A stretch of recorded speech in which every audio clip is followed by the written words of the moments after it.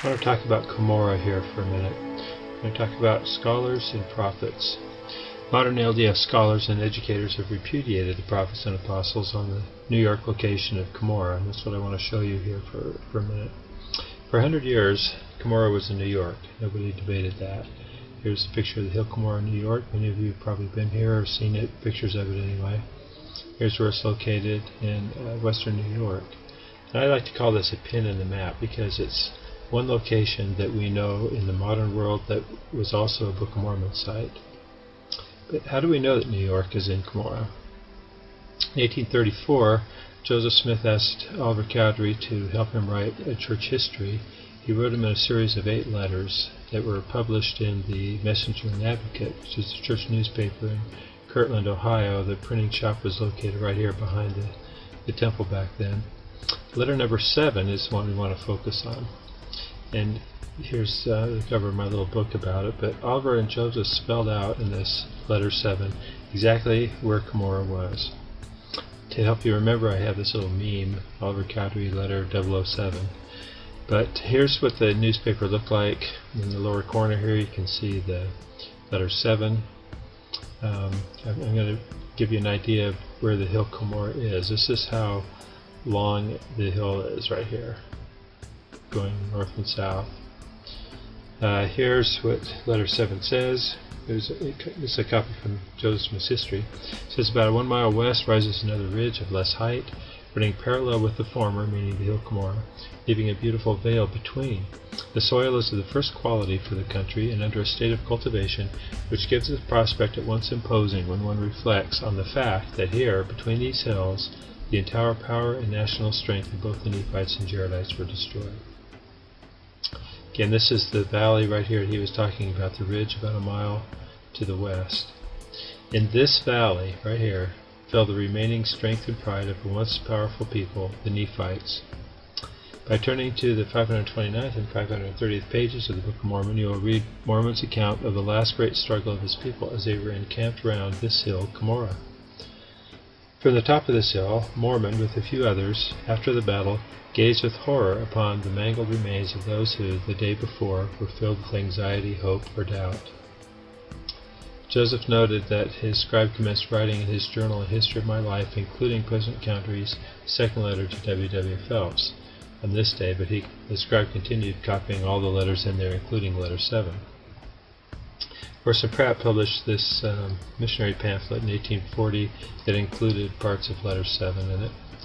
In 1841, Benjamin Winchester republished letter 7 again in the Gospel Reflector, which was a Philadelphia newspaper. And he writes here in the introduction, I had it in contemplation last spring to publish Oliver Cowdery's letters giving a history of the coming forth of the Book of Mormon, which I asked permission or advice of Joseph Smith, who said I was at liberty to publish anything of the kind that would further the cause of righteousness.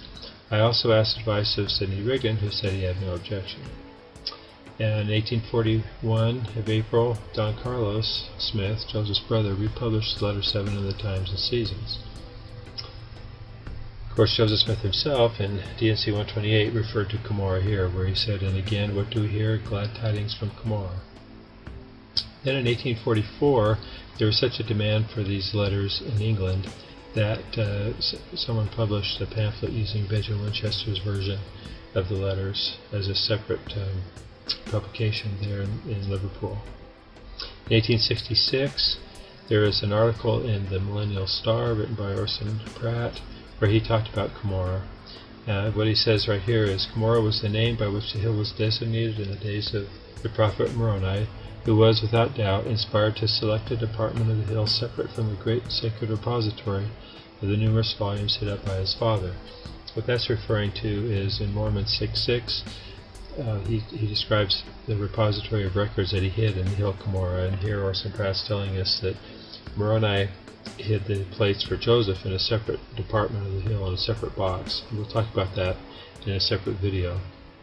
But in 1879, Orson Pratt divided the Book of Mormon into chapters and verses, and he added footnotes specifying the location of some of the sites. Many of them were speculative. He would say it is believed that, or it's thought that, different locations like Zarahemla and so forth. But when it came to the Hill Cumorah, he had a declarative statement right here that says the Hill Cumorah is in Manchester, Ontario County, New York. No hedging. It was clear. Everybody understood this. In 1899, Letter 7 was republished again in the July Improvement Era. Joseph F. Smith was the editor in the Improvement Era at the time. Then, in 1975, Cumorah was identified in General Conference by Marion G. Romney, but he was the second counselor in the first presidency. He said, in the western part of the state of New York, near Palmyra, is a prominent hill known as the Hill Cumorah, Mormon 6.6. Mormon 6.6 is the reference to Mormon depositing the repository of records in the hill, not the place that Moroni left for Joseph Smith, but these were all the Nephite records. I stood on the crest of that hill, President Romney says, admiring with awe the breathtaking panorama which stretched out before me on every hand. My mind reverted to the events which occurred in that vicinity some 25 centuries ago, events which brought to an end the great Jaredite nation. So he's echoing the letter 7 again. Then in 1978, Marquis Peterson, one of the Quorum of the 12, again reiterated the location of Cumorah. He said, the war of which we speak took place here in America some 400 years before Christ. Again he references Mormon 6. As the fighting neared its end, Mormon gathered the remnant of his forces about a hill which they called Cumorah, located in what is now the western part of the state of New York. So I like to say this is the place of the final battles. Hill Cumorah, New York, USA. As we've talked about before, when Cumorah is in New York, Zarahemla is in Iowa, the geography is pretty simple. We'll not talk about that now. Now, why did I say scholars versus the prophets? Well, here's an example. Here's an example of how John Sorensen, one of the most preeminent BYU professors, addressed this issue. In Mormon's Codex, John Sorensen ridicules the idea of the Hill Cumorah being in New York. This is a quotation from the book. There remain Latter-day Saints who insist that the final destruction of the Nephites took place in New York, but any such idea is manifestly absurd. So think about that. Here's President Romney saying that these battles took place in New York, and here is President Romney's talk is considered manifestly absurd according to LDS scholars at BYU and educators throughout CES. And I'll show you how they all teach the same thing here. Brother Sorensen goes on, hundreds of thousands of Nephites traipsing across the Mississippi Valley to New York, pursued, why, by hundreds of thousands of Lamanites, is a scenario worthy only of a witless sci-fi movie, not of history.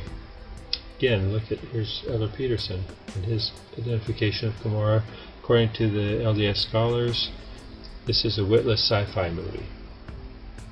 So that's the disparity between the scholars and the prophets and apostles. And it's not just John Sorensen. Here's some of the other publications and sources that also repudiate the prophets. Book of Mormon Central. These are some of the scholarly academic Book of Mormon organizations, the Interpreter, BYU Studies. They all adopt this 2 Cumorah theory. Here's an example that I'm going to discuss in a separate video. It's going to be called How to Fake a Mexican Cumorah. So look for that on this channel. Here's a meme. Who deployed the Mesoamerican theory? I'm going to explain that real quickly here. Where did it come from? It came from scholars from the Organized Church of Jesus Christ of Latter-day Saints, the Organized Church, who confined the text to Mesoamerica. Here's Lewis Edward Hills, who was one who promoted this idea. The basic rationale is Cumorah's in New York, according to Joseph Smith and Oliver Cowdery. But there's articles in the Times and Seasons that said Zarahemla was down here in Guatemala. And so the distance here is pretty far. It's 3,400 miles roughly. And it raises the question of which to keep. Well, the scholars felt like the location down in Central America was more believable, more credible, and so they just basically crossed off the Cumorah in New York. If we can't have both, what should we keep? We're going to keep the one down in Central America, they decided. The way they explain it is this 2 Cumorah theory. In other words, there is a Cumorah in New York that we all know or familiar with. That was based on a false tradition somebody started in the early days of the church. The real Cumorah, according to the scholars, is down in southern Mexico. Now, has the church ever taken a position on this? Well, Joseph Fielding Smith in 1938 said that the scholars' Hill Cumorah theory was false. Let me just relate what he said. For those of you who don't know who he was a church historian at the time, and he ended up being a church historian for about 60 years. When he wrote this, he'd been an apostle for 20 years. He says, within recent years there has arisen among certain students of the Book of Mormon a theory that the Nephites and Lamanites were confined almost entirely within the borders of the territory comprising Central America and the southern portion of Mexico. This modernistic theory, of necessity, in order to be consistent, must place the waters of Ripliancan and the Hill Cumorah someplace within the restricted territory of Central America, notwithstanding the teachings of the Church to the contrary for upwards of 100 years. Because of this theory, some members of the Church have become confused and greatly disturbed in their faith in the Book of Mormon. Now notice, I changed this over here to say 1956 because President Smith became the President of the Quorum of the 12, and he reissued this statement in his book called Doctrines of Salvation. He went on to say, for this reason that evidence is here presented to show that it is not only possible that these places could be located as the Church has held during the past century, but that in very deed such is the case. So, basically we have a choice. But it is a decision. You can't have both. The prophets say one thing, as they showed you the list. The scholars say something else. Which do you prefer? Another way to look at this is, you've got Joseph Smith, Oliver Cowdery, David Whitmer, Orson Pratt, Joseph F. Smith, Joseph Fielding Smith, Randy Ronnie, Marky Peterson, and others who identified Cumorah being in New York. Then you have all these scholars and organizations and the people they've influenced, the people they've trained in college who went on to become teachers in CES and in other areas that all teach that Cumorah is down in Central America. So when we have this, we can't have both of these. We can't have Cumorah being in New York and being down here, consistent with what the prophets and apostles have told us. So I say we should get rid of this false one. Make it easy on us. Let's all accept that the real Cumorah is here, just like they've said from the beginning. And again, here, when we have to make a choice between the prophets and the scholars, I say we reject the scholars. And then we're back to letter 7, and we have it all figured out. Pretty simple, huh? Thanks.